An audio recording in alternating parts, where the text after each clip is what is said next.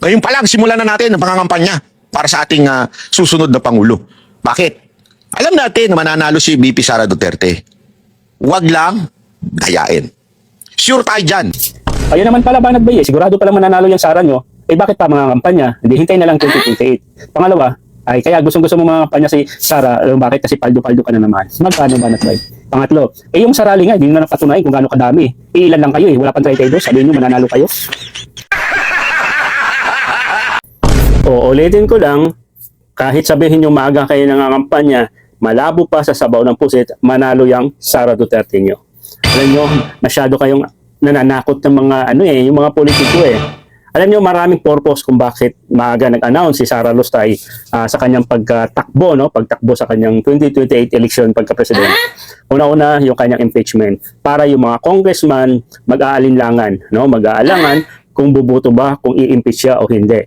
Yun yung style niya. Tapos pangalawa, yung mga kaso niya. Pangatlo, yung mga politiko na talagang gusto tumalon agad sa kanila kasi expected, para sinasabi ni Sara Duterte, ako'y malakas ngayon. Number 1 ako sa mga survey. So wala akong malakas na kalaban. So ngayon pa lang, umpisahan nyo sa impeachment, huwag kayo sumuporta, lipat kayo sa akin. Okay? Dahil once ako pag nakaupo bilang bagong presidente, 2028, babalikan ko kayo, tatandaan ko kayo, sisingilin ko kayo. Ganon yung mindset ni Sara Duterte.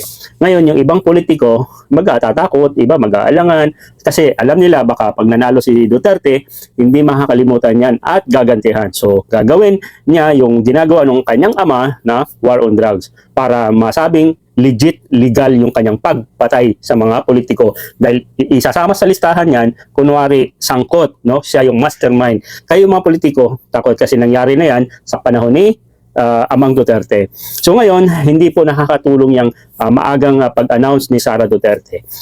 Dahil ngayon pa lang, sa mga oposisyon, yung kalaban kay Duterte, paghahandaan yan. Kaya ngayon pa lang, umpisahan na yan sa impeachment, hanggang sa makarating sa Senado. Dahil gusto natin malaman, mga kabibim, na kung talagang si Sara Duterte, is hindi magnanakaw. Dahil sa impeachment, nakaraang taon, dahil ang kanyang, kaya siya na-impeach dahil sa DepEd, dahil doon sa milyon-milyon na ninakaw at saka doon sa kanyang office of vice president. So yun yung mindset ng mga tao. Kumaga, minamindset na niya yung mga nakapaligid, lalo na mga kalaban na siguraduhin mo lang, huwag kang bibitaw sa akin dahil pag bumitaw ka sa akin or hindi ka lilipat sa akin, siguraduhin ko sa inyo sa 2028, pag ako nanalo, sigurado bagsak kayo. So maraming mga duwag din ng mga congressman na siyempre siguro nag-iingat din. Pero tandaan nyo po, 2 taon pa si PBBM. Kasi pag hindi kayo sumusuporta, kung hindi kayo boboto, alam nyo naman sa kongreso, mga politiko din yan, wala po kayong sinasabi nilang mga pondo, yung mga flood control, yung mga alam niyo na, kasi diyan kumikita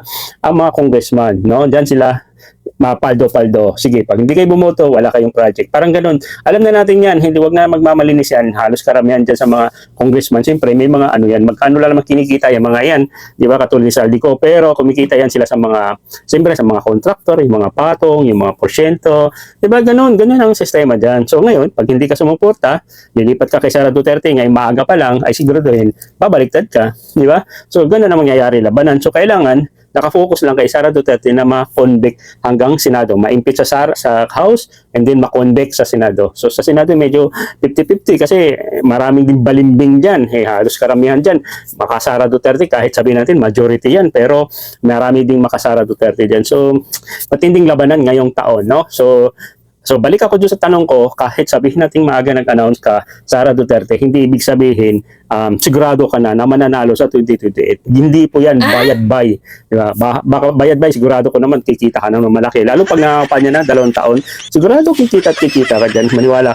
Kaya nga binansagang kang bayad-bay. Diba? So lahat ng mga ka-BBM supporters, maraming salamat sa pagsuporta sa ating YouTube channel, PBBM Reaction TV. And puntahan nyo po yung aking Facebook page.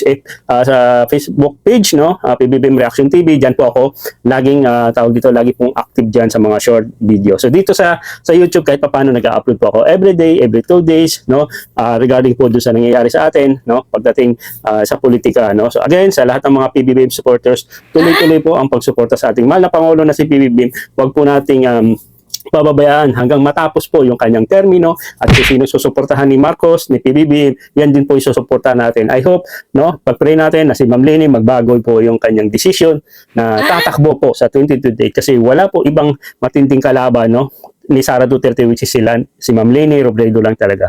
At yan po yung susuportahan po natin. Wag lang talaga yan in Delostine na yan dahil masisira po yung bansa nating Pilipinas dahil baaw na naman tayo sa utang, magkagagulo na naman, may war on drugs na naman, mas lalong babagsak yung ekonomiya natin dyan sa Pilipinas. So yun lang mga kabibim, maraming salamat and see you in my next video. God bless you.